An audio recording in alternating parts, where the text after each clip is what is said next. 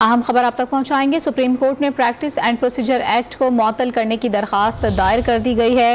Supreme court میں practice and procedure act کو معطل کرنے کی درخواست دائر کی گئی ہے۔ ساتھ ہی آپ کو بتائیں پریکٹس اینڈ پروسیجر ایکٹ عدالتی فیصلے تک معطل کیا جائے، درخواست گزار کی جانب سے یہ موقف اپنایا گیا ہے اور سپریم کورٹ میں یہ درخواست دائر کی گئی ہے۔ سپریم کورٹ میں پریکٹس اینڈ پروسیجر ایکٹ کو معطل کرنے کی یہ درخواست دائر کی گئی ہے، جبکہ درخواست گزار کی جانب سے یہ موقف اپنایا گیا ہے کہ پریکٹس اینڈ پروسیجر ایکٹ عدالتی فیصلے تک معطل کیا جائے۔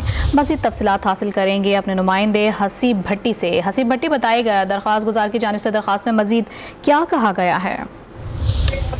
دیکھیے، درخواست گزار اظہر صدیق نے یہ درخواست جمع کروائی ہے، جس میں انہوں نے جو supreme court practice and procedure bill ہے اس کی دفعات کو چیلنج کیا گیا ہے، جو پارلیمنٹ کی جانب سے اس کے اندر تبدیلی لائی گئی تھی، اس حوالے سے یہ درخواست ہے۔ اور اس سے پہلے بھی اس طرح کی درخواست کے اوپر سپریم کورٹ نے 8 رکنی بینچ نے اسٹے دے رکھا ہے اور اس کو جس سطح پر تھا اس دن اسی سطح پر روکا گیا تھا۔ اب چونکہ اس کو گزٹ نوٹیفکیشن ہو چکا ہے، لہٰذا اس درخواست کی ایک نئی نوعیت کے ساتھ یہ درخواست جمع کروائی گئی ہے اظہر صدیق ایڈوکیٹ کی جانب سے۔ جی ٹھیک ہے حسیب بھٹی، آپ تفصیلی طور پر آگاہ کر رہے تھے، بہت شکریہ آپ کا۔